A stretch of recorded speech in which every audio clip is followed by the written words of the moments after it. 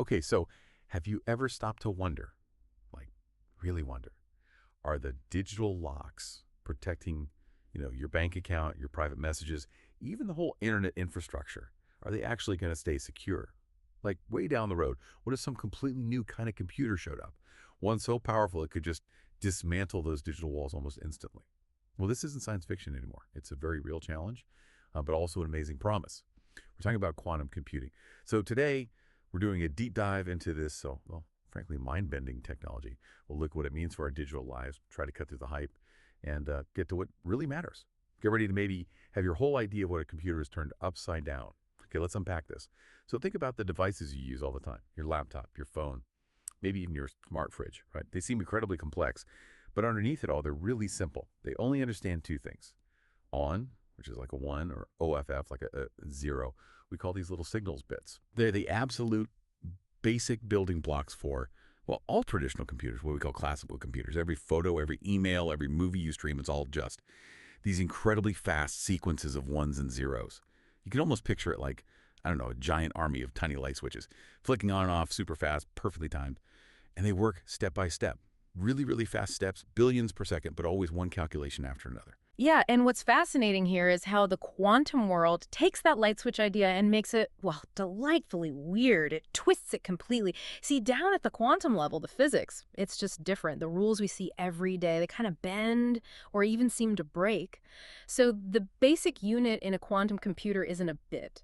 It's a qubit. Let's go back to that light switch. A classical bit. It's AN or it's OFF, definitely one or the other. But a qubit. Imagine a light switch that's not just on or off, but somehow. It's both on and off at the exact same time. Both at the same time. Exactly. It sounds impossible, right? But that's superposition. It's this ability to exist in multiple states all at once. That's the real secret sauce. It's what gives qubits their incredible power. Think of a spinning coin while it's in the air. It's kind of heads and tails until it lands, right? Huh. Okay, I think I'm starting to see it. Yeah. Sort of. Right. And because this qubit can hold all these possibilities at once, a quantum computer doesn't have to check things one by one like our normal computers do. It doesn't do that step-by-step thing. Because of superposition, it can explore just a staggering number of possibilities all at the same time. All at once. All at once. Think of it like this. A classical computer is maybe like one really smart detective in a huge library looking for a clue. They check one book, then the next, then the next. Methodical. A quantum computer. It's like having 1,000 detectives, maybe even 1,000,000, all searching different books in that library simultaneously. Wow, okay, that's a big difference. It's a huge difference. Right. This parallelism lets them tackle certain kinds of complex problems incredibly fast. Problems that would take the best supercomputers we have today literally billions of years to solve. Now, when we actually measure the qubit, its state collapses. It snaps out of that superposition and becomes a definite 0 or 1, like a normal bit. But it's the journey before that measurement, that simultaneous exploration, that gives it the power. And superposition isn't the only weird trick qubits have up their sleeves. There are other quantum principles that make them even more powerful, letting them work together in ways classical bits just can't. One of the strangest is entanglement. Entanglement, okay. Imagine you have two qubits, or even two coins that are linked in this really deep, intrinsic way. So intrinsically linked that if you measure one and find out it's, say, heads, you instantly know the other one must be tails. Instantly. Even if they're far apart. Even if they're light years apart. It's like they're communicating faster than light, though it's more complicated than actual communication. But their fates are tied together. It's bizarre. It is, but it's real. And it's a vital resource. It lets quantum computers perform these really complex, interconnected calculations that are just impossible otherwise. Then there's something called interference. People often call this the engine of quantum computing. The engine. Yeah. So when you have qubits in superposition, the information inside them acts kind of like waves, probability waves, and just like waves in water or sound waves, they can interfere with each other. They can add up, making certain outcomes stronger, or they can cancel each other out, making other outcomes weaker. Okay, like noise-canceling headphones sort of thing. Exactly like that. A quantum computer uses controlled interference to basically steer the computation. It amplifies the probability waves leading to the right answer and cancels out the waves leading to the wrong ones. So the correct solution becomes much, much more likely to pop out when you finally measure the qubits. And then there's the big challenge. The real headache. Decoherence. Decoherence. Sounds bad. It is the major hurdle. It's what makes building these things so incredibly hard. Decoherence is when a qubit loses its quantumness. It stops being in superposition or entangled. It just collapses into a plain old classical state, like a normal bit. Now, we want this to happen when we measure it to get an answer, but it can also happen accidentally, way too early. What causes that? Oh, the tiniest things. A stray bit of heat, a tiny vibration, a little electromagnetic interference from, your phone or something. These quantum states are incredibly fragile. So a huge part of building quantum computers is just heroic engineering to protect the qubits. We're talking about shielding them perfectly, keeping them in near perfect vacuums, and cooling them down to temperatures colder than outer space. Polar than space. Seriously. Absolutely. Just a tiny fraction of a degree above absolute zero. Minimizing decoherence, keeping those quantum states alive as long as possible is absolutely critical. That's where a ton of the research and development effort is focused right now. Wow. Okay, it's genuinely hard to wrap your head around. Particles in two places at once. Instant connections. But here's where it gets really interesting. When you take all these like almost magical ideas, superposition, entanglement, interference, and put them together, these quantum machines could do some absolutely dazzling things, things that could solve some of humanity's biggest problems. Like think about medicine, revolutionary medicines. Imagine scientists being able to simulate exactly how complex molecules behave down to the atom, something even our best supercomputers today can only roughly guess at. Right. That could completely change drug discovery. Exactly. We could find brand new cures for diseases that are currently untreatable. Maybe design drugs that target only cancer cells with minimal side effects. It could speed up R&D for life-saving treatments by like decades. Yeah. And it's not just medicine, right? Think about material science. Oh, absolutely. Designing new materials from the ground up. Yeah. Quantum computers could let us invent materials with properties we can't even imagine today. Super efficient batteries, maybe. Charge in seconds, last for weeks. Or materials that are incredibly light but stronger than steel. Or even better catalysts for industrial processes, making manufacturing much cleaner, more sustainable. It's not just making stuff slightly better. It's like discovering whole new categories of stuff. That's potentially world-changing. And then there's optimizing things that seem impossible to optimize today. Logistical nightmares, basically. Exactly. Like, imagine perfectly routing every single ship in the global supply chain. Yeah. Or figuring out how to eliminate traffic jams in giant cities. Or managing the energy grid perfectly to prevent blackouts and integrate renewables smoothly. These are incredibly complex systems. Problems with just a mind-boggling number of variables. Classical computers struggle with that scale. And finance, too. You mentioned finance? Yeah, potentially. Performing incredibly detailed financial modeling, maybe predicting market trends with much higher accuracy, or spotting risks that current algorithms completely miss. Yeah, if we connect this to the bigger picture, Yeah. quantum computers look like they'll be really useful for two main things, broadly speaking. First, like we said, modeling physical systems, chemistry, material science. Yeah. It's almost like getting a peek at the universe's operating system, simulating reality at its most fundamental level. That's huge for science. Right. Second, they seem to be really good at finding patterns, finding hidden structures in massive amounts of data that classical algorithms just can't see. This could apply to biology, like understanding how proteins fold, which is key for diseases. Or complex financial analysis, like we touched on. Yeah. Better risk assessment, maybe spotting market anomalies. So a lot of the research right now is not just building the hardware, which is obviously a massive challenge, but also actively searching for these specific problems where quantum computers can really make a breakthrough difference. It's a super exciting field. You've got major players like IBM, Google, Microsoft, Amazon, lots of startups too, all pouring resources into pushing this forward. It's definitely a race. Okay, so amazing potential, but let's pivot a bit. Because all that power, it raises a big question, doesn't it? What does this do to our security? You know, the digital locks we were talking about earlier. That's the flip side of the coin, a very important flip side. Most of our security, online banking, encrypted messages, even just that little padlock icon in your browser, it relies on something called public key cryptography, right? That's correct. The vast majority of it. And the idea there is it uses these really hard math problems that are basically impossible for normal computers to solve quickly. Exactly. They're based on things like factoring very large numbers, which is incredibly time-consuming for classical computers. It's like a digital fortress with a lock that's just too complex to pick using current tools. And encryption itself is just scrambling the data so only someone with the right key can unscramble it. Precisely, like a secret code based on that hard math problem. And this raises an important question, maybe an urgent one. Because the very thing that makes quantum computers so powerful, their ability to tackle those incredibly complex problems super fast, that also makes them a potential master key for these digital A locks. master key. Uh-oh. Yeah. See, we need specific instructions to tell a quantum computer how to solve a problem. These instructions are called quantum algorithms. Okay, like a recipe for the quantum computer. Exactly. And here's the thing. Brilliant people figured out quantum algorithms specifically designed to break the math problems our current encryption relies on. The most famous one is Shor's algorithm. Peter Shor figured this out way back in 1994, long before we had anything close to a capable quantum computer. So they knew this was coming. They theorized it, yes. Shor showed that if you had a powerful enough quantum computer, his algorithm could factor those large numbers incredibly quickly, effectively shattering the foundation of much of our current public key encryption, like RSA and ECC.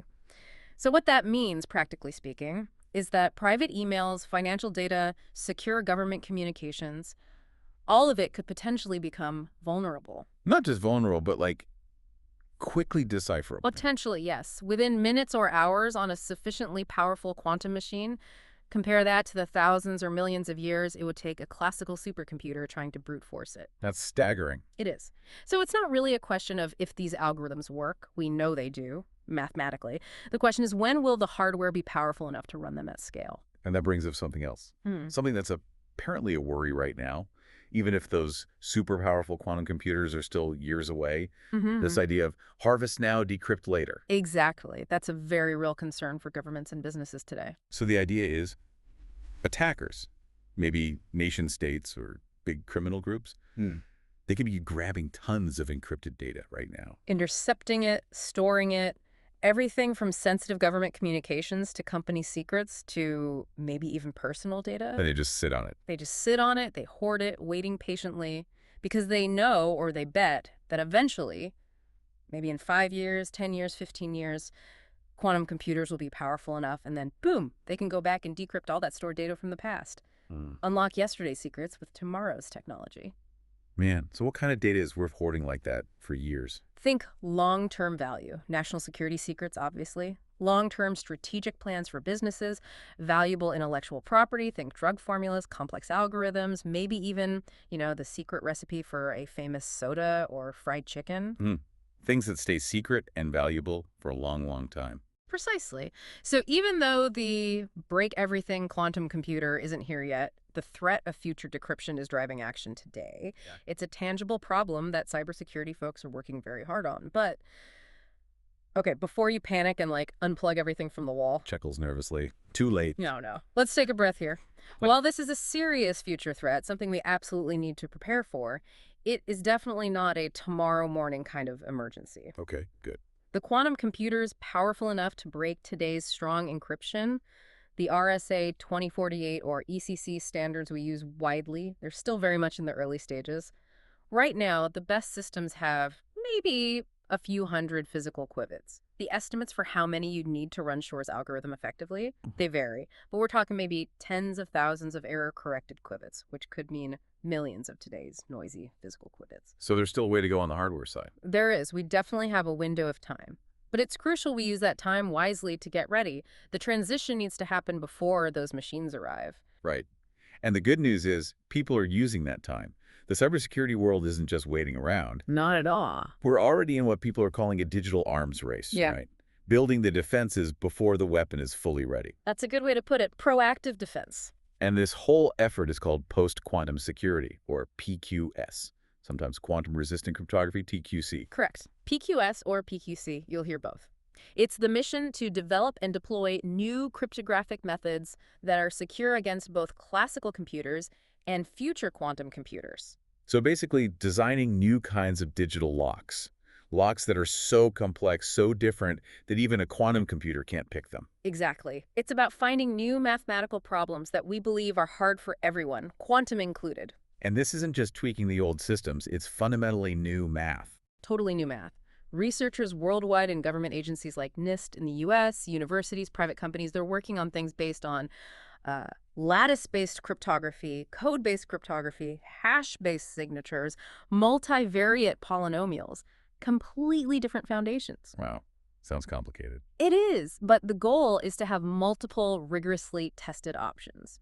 NIST has already standardized the first set of algorithms, Crystal's Kyber for general encryption, and Crystal's Dilithium, Falcon, and Sphinx Plus for digital signatures. And they're looking at others too. So there's a global effort to build these quantum-proof defenses. A huge collaborative global effort to make sure our digital world stays secure in the quantum era. Now, making the switch, that is a massive challenge, probably one of the biggest cybersecurity upgrades ever. Why so big? Just the sheer scale. Think about how many things use the current encryption, the vulnerable kind. Billions and billions of devices, servers, laptops, phones, ATMs, cars, industrial control systems, IoT gadgets. It's everywhere. Right, everything connected. Everything. So migrating all of that to new cryptographic standards, it's a really, really big change management problem. It's not like flipping a single switch. Some things will be easier than others. Your web browser, for instance. It'll probably get an update automatically. You might not even notice when it switches to post-quantum algorithms. Okay, that sounds manageable. But then think about all those other devices, the Internet of Things, smart meters, security cameras, sensors in factories, medical devices. Big things that might be hard to reach or update. Exactly. Some might be in remote places. Some might not have good connectivity for updates. Some might be really old legacy systems, especially in critical infrastructure like water treatment plants or parts of the power grid. And those older systems might not even have the processing power for the new, more complex algorithms. That's a real concern. Upgrading might mean expensive hardware replacements, not just a software patch. So to handle all this, the industry is really focused on something called crypto agility. Crypto agility. Yeah, it means building systems and processes now so that we can manage and update cryptographic algorithms more easily in the future. It's about having good inventories, knowing what crypto is running where, setting clear policies, using automation to help manage the transition. The goal is to make this a smooth, orderly migration over several years, not a last-minute panic when a powerful quantum computer suddenly appears. Learning from past crypto transitions, but on a much grander scale. And this upgrade challenge. Yeah. It doesn't stop at ground level, does it? It goes all the way up to space. Satellites. Absolutely. Our reliance on satellites for communication, navigation, weather, intelligence, it's huge. And they need to be secure too. So how does that work? Upgrading satellites seems tricky. It depends on the satellite. For large constellations in low Earth orbit or LEO, like Starlink, it's actually more manageable than you might think. Really? Yeah, there are thousands of them. If you need to take one offline for a software update to install PQC algorithms, there are usually plenty of others nearby to maintain coverage. The redundancy helps a lot. Okay, makes sense. Lots of backups. But for other types, like maybe big, specialized remote sensing satellites used for mapping or climate science or defense, More complex ones. right, they often have more powerful computers on board, maybe secure hardware modules. Upgrading those might indeed require a full hardware change, possibly replacing the satellite itself. Which used to be prohibitively expensive. Exactly. But the good news there is that launch costs have come down dramatically. Building and launching satellites is becoming faster and cheaper, so even replacing hardware is less of a barrier than it once was. So the digital arms race is happening in orbit too. It has to. Ensuring those vital space assets are protected against future quantum threats is just as critical. And connecting this back to the quantum computers themselves, it's important to realize where we actually are in their development. It's not just theory anymore. Right, you mentioned things are moving fast. They are. We've actually passed a milestone called quantum utility. Quantum utility, what's that mean? It means we can now use quantum computers to reliably solve certain specific problems more accurately than we could using classical simulations. Before, for some complex scientific problems, classical computers could only give us approximations, often tailored to that specific problem. Now, quantum computers can give us exact solutions in some cases. IBM showed this in 2023, modeling a complex magnetic material. The quantum computer got a more accurate answer than the best classical methods could approximate. Okay, so they're already useful tools for science. Yes, useful scientific tools. Now, important point. Quantum utility does not mean they're faster than all classical methods yet. It just means they can solve certain problems accurately that were previously out of reach for exact simulation. It's a big step. So what's the next big step then, the one everyone's aiming for? That would be quantum advantage. That's the real game changer. Quantum advantage. And that means, That's when a quantum computer can solve a specific important problem better, faster, or cheaper than any known classical algorithm or computer can. Not just more accurately in a niche case, but a clear, practical win. right, when it actually provides a real-world benefit that classical can't match. Exactly. That's the goal that could really transform industries. And when might we see that? Any predictions? Well, predictions are always tricky in this field, but some leaders, like IBM, are suggesting we might see the first examples of quantum advantage by late 2026, especially if quantum researchers keep working closely with classical high-performance computing experts. Combining the strengths of both. Precisely. And the roadmaps are ambitious. IBM talks about reaching 200 logical qubits. Those are the stable, error-corrected ones by 2029. And then maybe 2,000 logical qubits by 2033. Logical qubits. So that's different from the physical qubits you mentioned earlier. Very different. A logical qubit is like a perfect qubit built by linking together potentially thousands of noisy physical qubits and using complex error correction codes to protect the information. Achieving large numbers of high-quality logical qubits is the key to truly scalable, fault-tolerant quantum computing. Okay, and how do they even measure progress? It sounds like just counting qubits isn't the whole story. It's definitely not. There are better benchmarks now that give a more rounded picture of performance. Like what? Well, one key metric is layer fidelity. This basically measures how accurately the processor can run layers of quantum operations, or gates. It tells you about the quality of the individual qubits, the operations themselves, and how much unwanted interference or crosstalk there is between them. Higher fidelity means cleaner, more accurate calculations. Okay, so quality of operations. What else? Speed is important too, obviously. There's a benchmark called CLOPS, which stands for circuit layer operations per second. CLOPS. Got it. It measures how quickly the system can run a standard set of circuits called quantum volume circuits, which get progressively harder. So it's a measure of useful speed. And you also mentioned something about how long they can run calculations. Right, that relates to circuit depth. It's a measure of how many sequential quantum operations or how deep a circuit the computer can run before decoherence messes things up and the results become unreliable. Deeper circuits mean you can tackle more complex problems. So fidelity, speed, and depth, a combination of factors. Exactly. It gives a much better sense of real capability than just the qubit count alone. And even with all this progress, there are still major challenges being worked on to push things forward towards that quantum advantage goal. Like what? We talked about decoherence. Decoherence and error correction are huge, yes, but also just scaling the hardware. Building processors with more and more high-quality qubits is tough. And it's not just the qubits themselves, it's all the control electronics, the wiring, and those massive cooling systems we talked about, the cryogenics, making all that bigger, cheaper, more energy efficient. It's a massive engineering lift. Right, the whole infrastructure around the qubits. And definitely quantum error correction. Finding ways to protect a fragile quantum information from noise and decoherence is absolutely critical for running long, complex calculations. It involved encoding the information across many physical qubits to create those robust, logical qubits. There was a big breakthrough announced by IBM recently, a new error-correcting code that's much more efficient, needing fewer physical qubits per logical qubit. Oh, interesting. So progress is being made there too. Significant progress. It provides a clearer path towards building machines capable of running billions of operations, which is what you'll need for many impactful applications. Another huge area is quantum algorithm discovery. You can have the best hardware in the world, but if you don't have the right recipes, the algorithms to run on it, you won't get quantum advantage. So finding new problems that quantum computers are uniquely good at solving. Exactly, and proving they're better than any classical approach for those problems. That search for killer apps is just as important as building the machines. And supporting all this, you need really good quantum software and middleware, tools that make it easier for researchers and developers to actually write, test, optimize, and run programs on these complex quantum systems. Like programming languages and operating systems for quantum? Sort of, yeah. Software development kits, or SDKs. IBM's Qiskit is a popular open source one built on Python. Having a robust software ecosystem is crucial for the whole field to advance. And finally, it's important to remember that for the foreseeable future, it's probably not going to be quantum instead of classical, but quantum and classical working together. Like a hybrid approach. Exactly. What people are calling quantum-centric supercomputing.